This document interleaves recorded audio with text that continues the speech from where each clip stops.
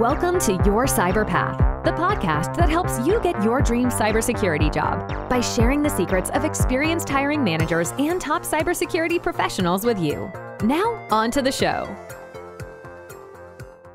So the first one I have is from Jason Lawson, and he said, with all the different roles out there, some of the roles that do not require talking to people, how important are soft skills, communication skills? That was for us going back, Jester. And for during the hiring processes. Yeah. So soft skills are critically important, right? Even if you are in a solitary role where you're not working with other people, to get that role, you still need to have some soft skills, right? People want to work with people and hire people they know, they like, or they trust. And so if somebody doesn't know you, they have to at least like you when they sit in the room with you, right? So when we go through the hiring process, generally you're going to have 2 to 3 interviews. At least 2 is what I normally see. One is more of a cultural fit-based interview, and one is more of a technical interview. Generally, they're done in either order. It depends on the organization. I see a lot that do the technical interview first. That may be a combination of an assessment exam online, plus having you come in and speaking to you for an hour, giving you questions like, hey, you're active. If you're applying for a pen tester role, you're a pen tester. You see this thing in the logs. What does this mean? Hey, you're a pen tester. I want you to write me a 3-line snippet of code of how you do a port scan or whatever those things are, right?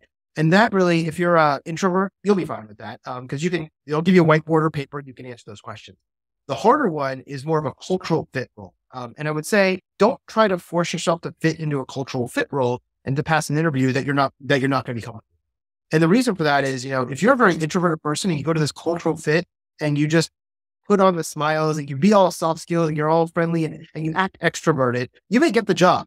But then when they actually have you in the job, you may be miserable because you're not a good fit in that organization. For instance, I hate working in open floor plan offices where there's noise around. I get distracted. I can't focus. I'll start talking to people and I'll waste 4 hours. Kip knows this. I get long-winded, as you can see here. So that's the reason when I built my office in, I'm in an office that's by myself and I have an area that's open that I can go to if I want to collaborate, but I still can go in here and shut the door and get my work done, right? It's knowing yourself and making sure it works. Kip, what are your thoughts? Because I know I tend to be a little more extroverted. You tend to be a lot more introverted, and you've still been successful in this career field. Oh, yeah.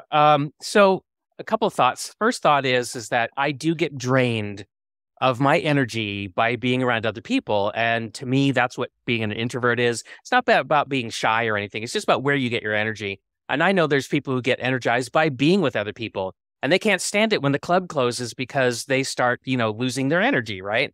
And I can't make it past midnight in the club, right? So, so just know yourself. This goes back to the know yourself thing, okay? Now, as a hiring manager, one thing I can't stand, and Jason touched on this, is that you come to the interviews and, you present as an extrovert, and then I hire you, and then you show up as an introvert. And then I'm like, where's the person I interviewed? Who are you? I didn't hire you. I hired that other person.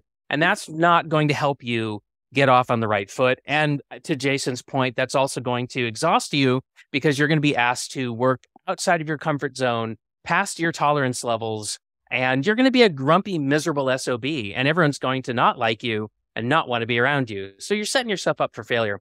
Now, having said that, I made the decision when I became a CISO, everybody wanted time with me. Okay. And so I would come to work and from 8 to 5, it would just be back-to-back meetings and a line of people out my door.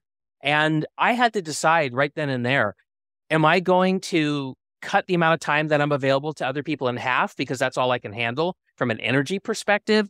Or am I going to try to do something else to accommodate this? And I decided that I was going to try to increase my stamina so that I could be with other people longer than I could normally. And I was able to do it. And so now I can spend 8 hours in a row, meeting after meeting after meeting. And yes, I'll be tired. And yes, I'll go home and don't talk to me because I need the rest of the night to recover. But I believe that you can increase your stamina just like you can build muscles if you really want to. But that's a big choice. And I'm not going to say it's easy or that it's right for everybody. But again, it's about knowing yourself and it's about being intentional about how you're going to spend your time and what kind of job you're going to have. I think it's also important to define soft skills, right? Because a lot of people think soft skills just means how well you communicate with other people, but it's more encompassing than that, right? When I'm talking about soft skills with people I'm looking to hire, it's what is your work ethic? What kind of working hours do you like to keep? Do Are you somebody who likes to work in the evenings or the mornings? Do you like to work on the weekends or not? I will tell you myself, I am not a Monday morning person. I hate it. And in my company, we have a Monday morning staff meeting at 9 a.m. And that means I have to wake up at 8:30 to make sure I make it to the meeting in time and all that kind of good stuff on Zoom.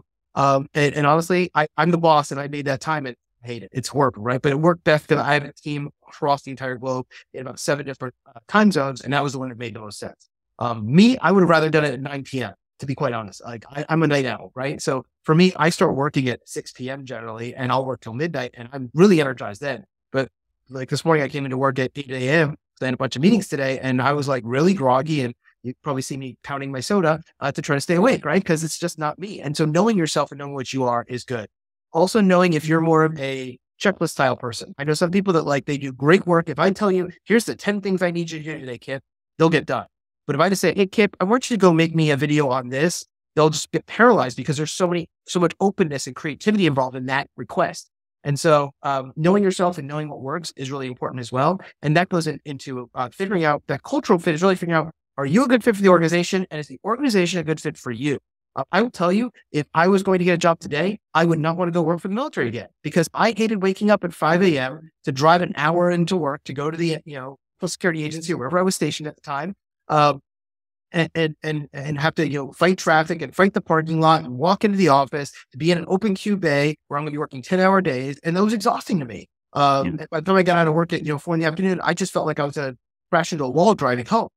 So it's important to understand yourself, and soft skills go into all of that.